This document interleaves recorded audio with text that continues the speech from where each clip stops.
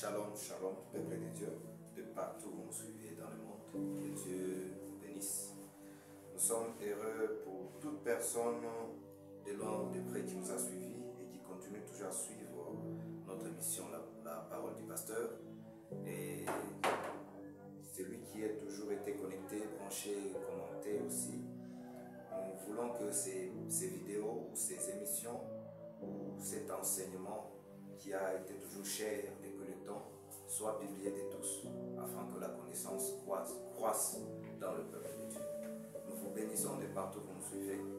Nous voulons continuer à prier pour nous, prier et ne laisser jamais, ne cesser jamais de prier pour nous afin que l'œuvre puisse toujours être glorifiée aux yeux de Dieu. Parce que tout ce que nous cherchons, ne cherchons pas la gloire des hommes ni la gloire d'un pasteur, mais nous voulons que Dieu se manifeste, se glorifie dans votre vie. C'est le pourquoi de cette émission, Amos TV. Si vous tapez sur YouTube, il y a plusieurs de nos confrères qui ont déjà laissé leurs œuvres. Il y a la musique chrétienne et la musique spirituelle qui se trouve sur cette œuvre qui est Amos TV. Vous devez vous connecter, partager afin que l'œuvre de Dieu soit multiple dans le monde entier. Présentement, nous continuons parce que nous voulons aussi, parce qu'on a touché un point, quelque chose sur le nom dans lequel nous devons être baptisés. Parce qu'on avait parlé de la maturité. La première des choses que nous devons avoir dans le baptême, c'est quand une personne, nous découvrons qu'en lui il y a cette maturité. C'est à là que nous devons l'éléguer ou l'envoyer vers le baptême. La maturité vient après l'enseignement. Et après l'enseignement, l'enfant, ou soit, je ne sais pas, le bien-aimé va prendre une décision favorable, un engagement favorable devant son Dieu afin qu'il puisse le servir. Parce que nous avons l'unique maître, c'est notre Seigneur Jésus-Christ. C'est lui que nous voulons vous présenter. Pourquoi est-ce qu'on voulait parler sur le nom? Quelle est l'influence du nom? Dans quel nom est-ce que nous sommes baptisés? Est-ce que c'est le baptême qui s'est fait dans le nom du Père, Fils et Saint-Esprit, tel qui est écrit dans le livre de Matthieu? Nous allons commencer par là, qui sera notre premier verset. Matthieu, nous allons prendre l'écriture. Matthieu 28, nous allons commencer à partir du 18e verset. Jésus s'étant approché, leur parla ainsi: tout pouvoir m'a été donné dans le ciel et sur la terre. Le verset 19, allez, faites de toutes les nations des disciples, les baptisant au nom du Père, du Fils et du Saint-Esprit. Ce que vous allez comprendre avec moi ici, Jésus-Christ parlait aux 11. Premièrement, pour un début, c'est que quand il parlait aux 11 disciples, c'est à eux qu'il a transmis le pouvoir de baptiser. C'est à eux qu'il a transmis le pouvoir d'enseigner. C'est pourquoi, quand vous lisez dans Marc, chapitre 16, vous allez vous rendre compte que, en leur donnant le pouvoir d'aller baptiser, il ne leur a pas seulement donné le pouvoir de baptiser, et aussi le pouvoir de guérir, de chasser les démons. À la seule condition, c'est que quiconque croit, à ceux-là qui croiront, après l'enseignement, après le baptême, ils vont chasser les démons, ils vont guérir le malade. On n'a pas seulement dit qu'à la présence seulement d'un apôtre, ou bien d'un pasteur, ou bien d'un prophète, non. On a dit que si tu crois à la parole de Dieu, si tu crois que Jésus-Christ est vivant dans ta vie, si tu crois que Christ est vivant dans ta vie, tu vas recommander à ces démons-là de quitter. Parce que celui qui a cru, il a la foi.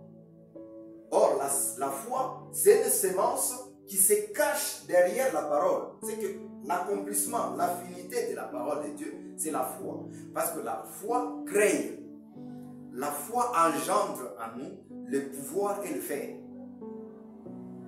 Parce qu'on ne peut pas croire sans pour autant avoir à exercer ce qu'on croit. C'est pourquoi nous vous disons que on ne refuse pas que vous puissiez aller proclamer le nom du Père et du Fils et du Saint-Esprit, mais on veut que vous nous expliquiez cette parabole, ce que ça signifie. Parce que c'est une parabole. On ne peut pas dire que non, Père, c'est un nom. Non, même en français, il y a des Français qui vont nous corriger. C'est pourquoi il y a d'autres personnes qui ne croient pas à travers cela. On n'allait pas dire que quand on appelle quelqu'un fils, vous allez en route, vous dites fils. C'est le nom. Non, ça n'a jamais été le nom. C'est pourquoi nous voulons vous expliquer maintenant, après la mort de Jésus-Christ, qu'est-ce qui s'est passé? Quelle a été la manifestation de ces noms-là? Quelle a été l'explication de ces paraboles-là? Et ce n'est pas n'importe qui l'a reçu. Il fallait que Christ lui-même, étant crucifié, se révèle. C'est pourquoi on nous a parlé de qui est-ce que... C'est pourquoi Jésus-Christ est en train de leur poser la question de quoi est-ce que les gens parlaient de lui. De comment est-ce que les gens étaient en train de l'expliquer aux autres. Parce qu'il fallait qu'on ait la révélation de qui se présente au devant de nous. La révélation de la personne qui va nous présenter l'évangile. Parce que si Jésus-Christ n'était pas présenté à eux, et qu'eux-mêmes n'avaient pas eu la révélation de ces noms-là, ça pourrait être difficile pour les gens de croire. C'est pourquoi aujourd'hui, il est trop difficile pour les gens de voir des manifestations dans leur propre vie, depuis qu'ils ont été chrétiens, depuis qu'ils ont commencé à marcher avec Jésus-Christ, à marcher avec ces noms, le nom qui est si puissant, mais les noms-là ne font pas de miracles dans leur vie, parce qu'ils n'ont pas encore expérimenté en passant par l'eau et en étant baptisés par ces mêmes noms-là. Tu ne peux pas présenter à une personne le nom de Jésus, donc expérimentiellement comme ça, parce que c'est un nom que tout le monde écoute, c'est un nom que tout le monde prononce. Non. Ces noms fait des miracles au moment où on est engendré de ces noms-là. Au moment où on croit sincèrement à ces noms-là. Ces noms ne font pas de miracles. Pourquoi? Parce qu'il y a d'autres personnes qui l'utilisent en guise de profit. Qui l'utilisent juste parce qu'il a été très mal transmis par lui-même d'ailleurs. On nous dit bien dans Jean chapitre 3, on peut aussi ajouter, on nous dit Jean chapitre 3, le verset de tout le monde. Jean chapitre 3, le verset 16, on nous dit, car Dieu a tant aimé le monde qu'il a donné son Fils unique, afin que quiconque croit en lui ne périsse point, mais qu'il ait la vie éternelle. C'est que la vie éternelle, tu ne peux pas la voir sans pour autant comprendre d'abord l'amour de Dieu, ça signifie quoi? Parce qu'ici on nous parle aussi de quiconque croit. C'est pourquoi au milieu des 13 apôtres, en milieu de 12 apôtres, Dieu en a soutenu 11. Et les 11, Dieu leur donnait le pouvoir d'aller partager l'amour de Dieu. D'aller montrer l'amour de Dieu. Parce que l'amour de Dieu, quand elle se révèle en nous, nous avons la vie éternelle. C'est pourquoi ceux-là qui, les fils, se révèlent à eux, ils ont la vie éternelle. C'est ça même le nom, donc la puissance, le pouvoir qui est caché derrière ces noms-là qu'on devait baptiser avec. On ne peut pas baptiser dans le nom d'un pasteur ou dans le nom d'un prophète, non. On ne baptise que dans les noms les plus puissants, les noms qui a des pouvoirs qui accompagnent l'enseignement à son accomplissement. Ici, l'écriture, que tout le monde le lise. Qui sont ceux-là dont on nous parle de quiconque croit? Parce que tout le monde croit aujourd'hui. Même les démons croient. Ils tremblent même. Qui sont ceux-là qui croient? Quand nous prenons l'écriture toujours de Jean, chapitre, les livres de Jean, chapitre 3, le verset 16, nous parlent de qui? Qui sont ceux-là qui croient? Parce qu'on nous dit quiconque croit. Qui sont ceux-là qui ont cru à l'évangile qui vous a été annoncé? Ici, on nous dit, dans Jean chapitre 1er, le verset 12, que tout le monde lise, mais ils lisent sans pour autant avoir la révélation de ce qu'ils lisent. Le verset nous dit, mais à tous ceux qui l'ont reçu, c'est que la foi, quand nous croyons, nous recevons quelque chose. Tu ne peux pas croire sans recevoir. C'est pourquoi il y a des gens, quoi qu'ils prient, quoi qu'ils gênent, quoi qu'ils se mettent dans diverses disciplines, ils ne reçoivent rien. Parce qu'ils sont encore incrédules. Leur cœur est impur, bien aimé. L'amour de Dieu, c'est connaître les noms dans lesquels Dieu se révèle. Les noms de l'alliance de votre temps. Il y a d'autres qui vous présentent les noms de l'alliance des prophètes. Il y a d'autres qui vous présentent les noms de l'alliance des pasteurs. Est-ce que vous pensez que c'est en ce nom-là que vous serez baptisés, que vous serez sauvés? Non. À ceux qui croient, en son nom. Parce que vous devez aussi connaître le nom de Dieu, ça signifie. C'est quel nom? Elle a donné les pouvoirs de devenir enfants de Dieu, lesquels sont nés de lui. Si tu n'es pas né de Dieu, comment est-ce que tu vas connaître son nom? Si tu n'es pas né de Papa Kazadi, comment est-ce que tu vas porter le nom de Papa Kazadi? C'est ce que nous vous disons, que nous portons le nom de la personne qui nous a engendrés. Parce que la nouvelle naissance, ce n'est pas quelque chose que nous devons jouer avec.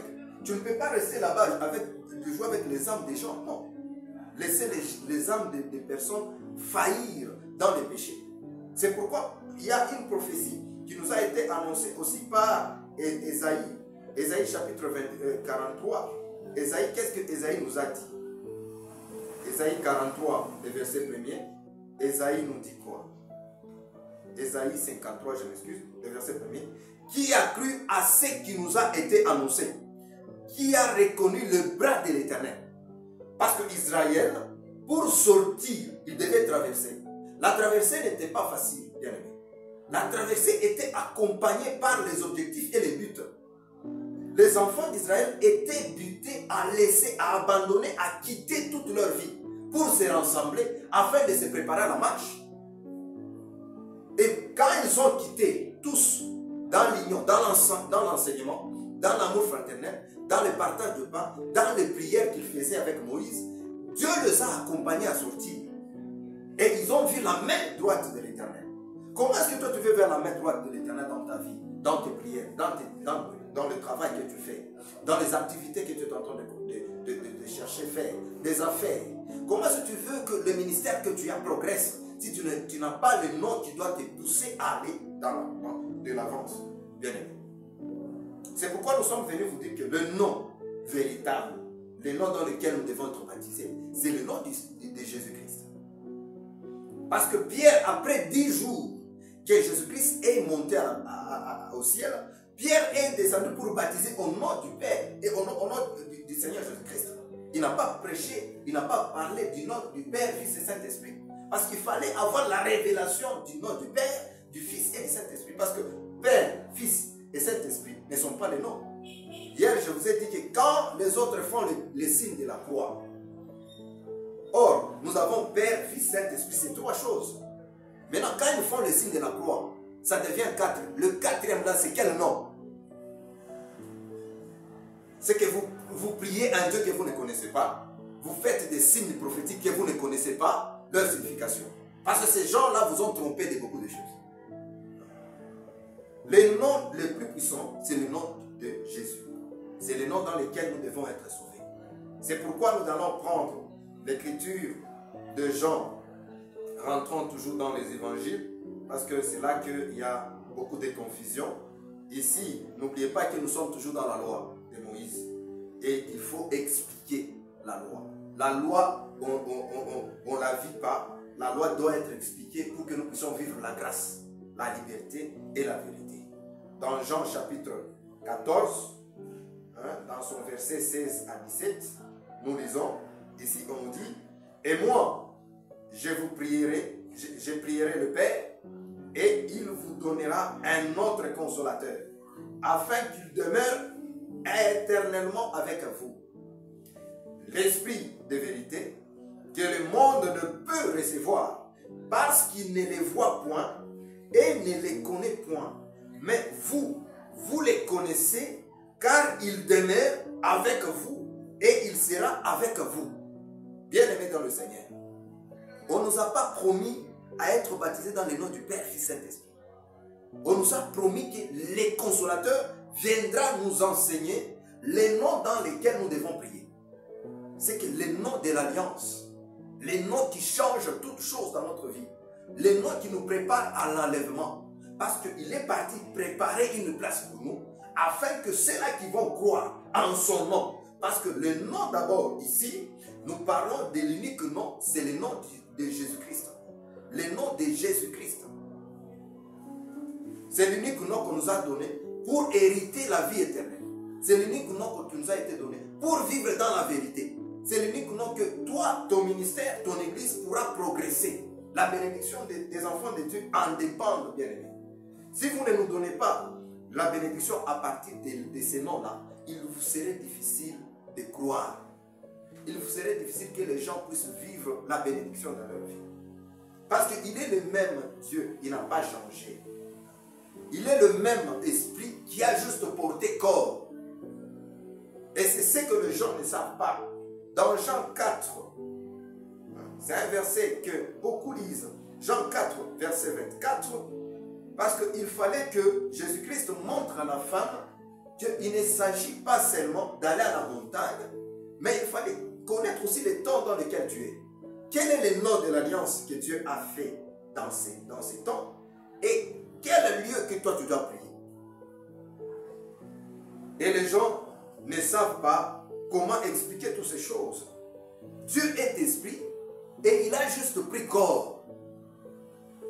Dans le verset 24, on dit, Dieu est esprit. Il faut que ceux qui l'adorent en esprit et en vérité. Pourquoi? Parce que le consolateur, quand il viendra nous donner l'esprit de vérité, quand il viendra à nous, nous devons les connaître à travers leur manifestation. Pierre, quand il a trouvé les bien-aimés en train de se poser les questions à travers celui qui était venu et qu'il est monté, il les a dit, de la même manière qu'il est monté, c'est de la même manière qu'il va descendre. Et c'est pourquoi, en leur exhortant, ils eurent tous le cœur touché. Et il leur répondu. Pourquoi? Parce que la dernière des choses que Christ a laissé, ou l'enseignement que Christ nous a laissé, la dernière enseignement qu'il a prêché sous les semaines de maïs, c'était aller prêcher la repentance et le pardon du péché. On n'a pas dit de prêcher les voyages. On n'a pas dit d'aller prêcher, je ne sais pas, avoir des maisons ou des voitures. De prêcher la repentance et le pardon du péché. Luc chapitre 24, le verset 44 à 45. Vous allez vous rendre compte que si nous nous mettons tous ensemble à prêcher la repentance, à prêcher le pardon, le peuple aura ce que le nom a promis. Le peuple aura les consolateurs dans leur vie propre. Vous voulez toujours bloquer les gens dans les murs des églises. Vous pensez que dans les églises, c'est là où il y a le salut. Vous voulez bloquer les gens dans les noms des pasteurs, les noms des prophètes. Vous pensez que c'est dans ces noms-là que les gens seront guéris? Non. Jésus-Christ est venu pour leur poser la question, qui dites-vous que je suis? Il a commencé à expliquer d'abord, commençant l'Ancien Testament, qu'est-ce qu'il disait de lui. Les prophètes, qu'est-ce qu'ils ont dit de lui. Et vous maintenant, le peuple de maintenant, qu'est-ce que vous dites de Jésus-Christ? Qu'est-ce que vous dites de ces noms-là? Est-ce que ces noms-là ne sauvent pas?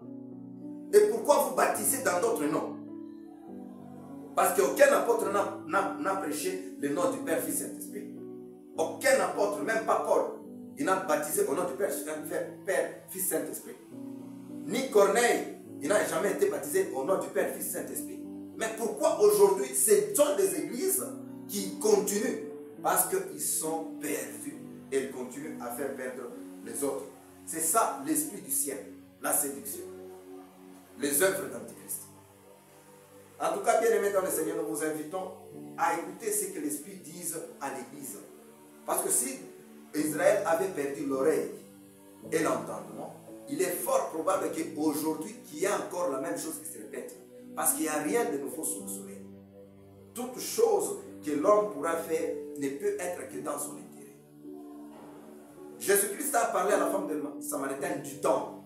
Pose-toi la question, nous sommes dans quelle alliance? Nous sommes dans quel temps? Et c'est quel nom qu'on nous a laissé?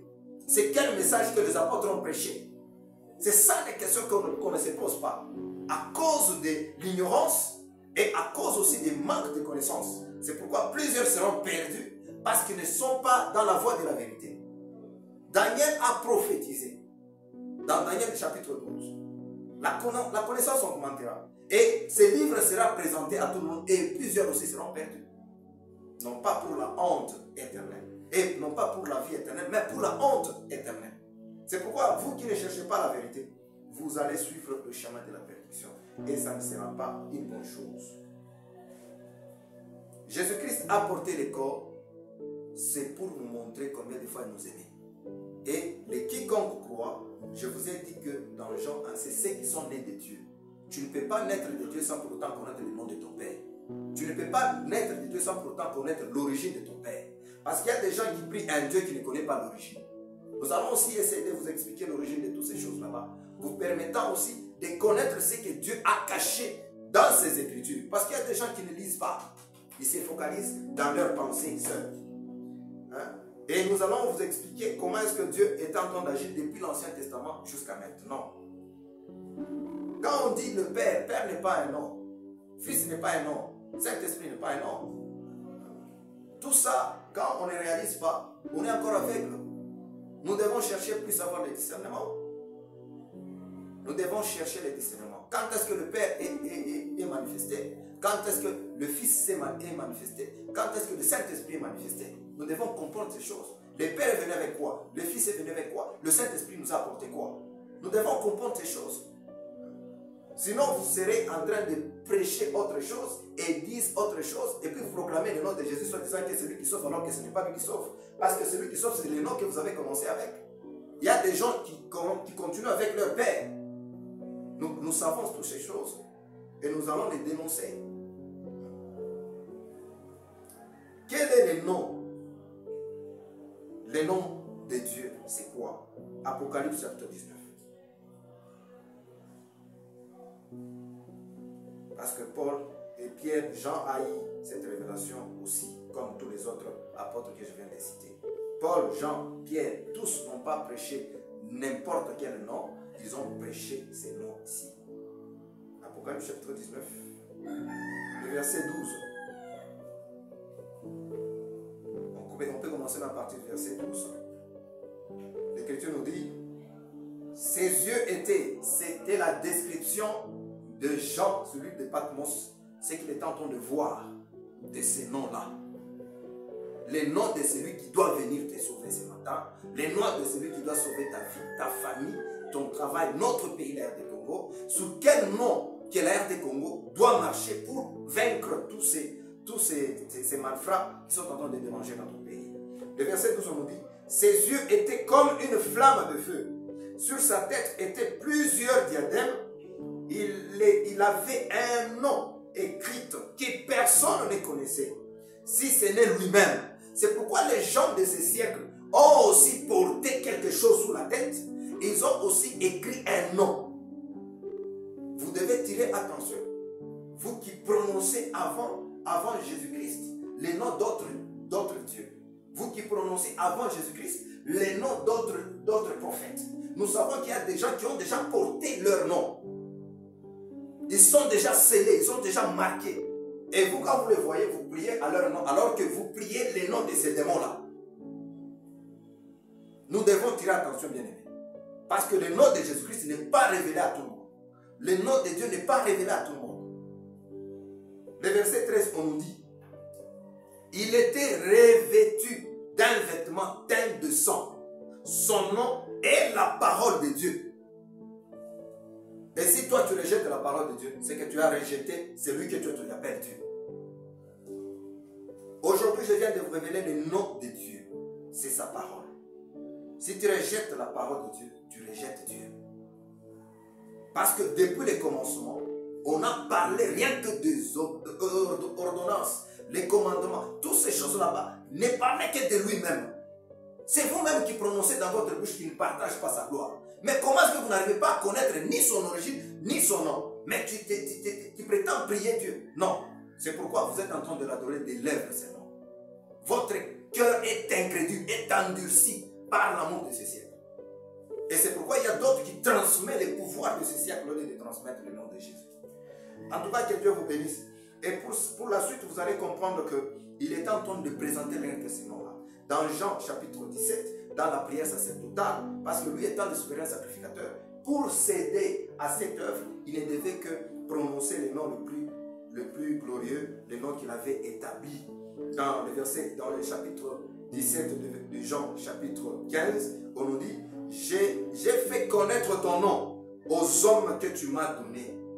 Du milieu du monde, ils étaient à toi et tu me les as donnés. Ils ont gardé ta parole. Parce que la parole, c'est ça le nom de Dieu dans notre vie. Sans la parole, comment tu vas vivre? Vous cherchez toujours des révélations là où il n'y a pas. Vous cherchez qu'on invente des histoires pour vous cajoler. Vous cherchez quoi? On vous donne la vérité, vous ne voulez pas. Gardez cette vérité pour votre vie, pour vos enfants et pour toute votre vie. Parce qu'il n'y a aucune autre vérité. Prenez aussi l'écriture des apôtres, parce que je vous donne des témoignages des gens qui ont palpé ces noms et ils ont vécu des miracles. Dans le livre de Actes des Apôtres, prenez à partir du verset 4. Actes des Apôtres, le verset 4. Écoutez ce que ces noms-là, quand on est en train d'aller crier à partir de ces noms, qu'est-ce que ces noms est en train de faire? Parce que je donne avec des témoignages pour ne pas mentir que non, j'avais dit. Non, moi je n'ai rien dit, je ne répète que ce que Dieu dit. Le verset 11, Actes des Apôtres chapitre 4, le verset 11, Jésus est la pierre rejetée par vous qui bâtissez et qui devenez la principale de l'âme. Il y a des saluts à aucun autre. Car il y a sous le ciel aucun autre nom qui était donné parmi les hommes parmi lesquels nous devions être sauvés, que le nom de Jésus-Christ, bien aimé. Il n'y a pas de salut en aucun. Même si tu prononçais le nom de ton daddy, même si tu te dis prie à mon nom, ne le fais pas. Tu es en train de prier ces démons. Dans la chair que nous sommes dans les combats, bien aimés. Nous sommes dans le désert. Comment quelqu'un qui est dans le combat doit être libre? C'est impossible. Comment être dans le désert, tu dois te dire que je suis libre, je n'ai pas de péché. Nous sommes en train de transpirer, nous sommes en train de gémir chaque jour, tomber dans le péché chaque jour. Et quand cette personne-là dont tu utilises son nom pour prier, ne se répand pas au devant de celui qui l'a créé, comment est-ce que tu auras la vie sauve? On vous dit clairement qu'il n'y a aucun nom sur cette terre. Il n'y a aucun nom, même quand ils bâtissent, parce qu'ils ont déjà rejeté la vérité. Comme la tour de Babel. Ils ont rejeté la pierre angulaire, ils ont fabriqué la brique pour base. Et se sont même donné un nom. Et c'est ce que les églises font aujourd'hui. C'est pourquoi on vous trompe, parce que vous ne cherchez pas la vérité, vous ne lisez pas la vérité. Vous êtes accompagné par des menteurs et des gens de mauvaise vie. Qu'est-ce nous dit le livre de Psaume? Psaume chapitre 1er. Qu'est-ce nous dit ce livre, bien-aimé? Psaume chapitre 1, le verset 1. On nous dit, heureux l'homme qui ne marche pas selon les conseils de méchants, qui ne s'arrête pas sur la voie de pécheurs et qui ne s'assied pas en compagnie de moqueurs. Il y a des prédicateurs qui se moquent des noms de Dieu. C'est pourquoi ils présentent leur nom. C'est pourquoi ils présentent le nom de leur date. C'est pourquoi ils présentent le nom des gens de ce monde. Soit disant que ce sont ces noms-là qui vont donner la guérison ou le miracle. Non, je vous dis que c'est faux. Le verset 2, on nous dit, mais qui trouve, nous devons priser, nous devons trouver plaisir dans la loi de l'Éternel. Et qui l'a médité jour et nuit. Nous devons méditer jour et nuit la parole de Dieu. Parce qu'il n'y a pas seulement les apôtres dans l'église de Jérusalem qui ont compris cela. Il y a aussi Philippe qui a compris qu'il n'y a aucun autre nom qui doit être égal avec le nom de Dieu. Nous devons aussi prendre Philippiens chapitre 1er, le verset, Philippiens chapitre 2, le verset 9 à 10, on nous dit, c'est pourquoi aussi Dieu l'a souverainement élevé et lui a donné le nom qui est au-dessus de tout nom, afin qu'au nom de Jésus, tout genou fléchisse dans les cieux et sous la terre, et sous la terre. Que les péchés dans notre vie fléchissent, que les péchés de l'incrédulité fléchissent, que les péchés de la pauvreté, de l'esprit pauvre, de l'esprit sèche, que ces ossements, cette armée-là qu'on voyait autrefois, des choudjas qui marchaient avec la parole de Dieu, puissent se révéler, puissent se lever et marcher. Parce que nous savons que nous sommes dans la vallée de l'ombre de la mort. Mais les bâtons, qui est le bâton de commandement, les sceptres ne s'est pas encore éloigné de la main de Judas. C'est Judas qui doit toujours vaincre. C'est Judas qui doit combattre toujours dans nos familles. C'est Judas qui doit combattre pour notre pays. Si Judas ne se lève pas, c'est que l'ombre va nous avaler. Or, la mort ne peut pas avaler si Judas est là. Parce que le bâton et la ouette nous accompagneront toujours pour vaincre. Que Dieu bénisse tout un chacun qui nous a compris. Parce qu'on a expliqué le nom du Père, Fils et Saint-Esprit. Ça signifie quoi? Cette parabole-là signifie quoi? Que Dieu vous bénisse pour la suite de nos programmes. Restez toujours connectés. Partagez ces vidéos. c'est très efficace, ça va édifier plusieurs. Si vous sauvez 2 âmes, 4 à travers de cette émission Amos TV, sur YouTube, tapez seulement simplement, vous allez nous rencontrer, nous trouver, partagez toutes les vidéos que vous allez travailler sur ces plateformes. Que Dieu bénisse l'homme de Dieu qui a été inspiré de cela, que Dieu nous garde et que Dieu nous protège. Shalom à tout le monde.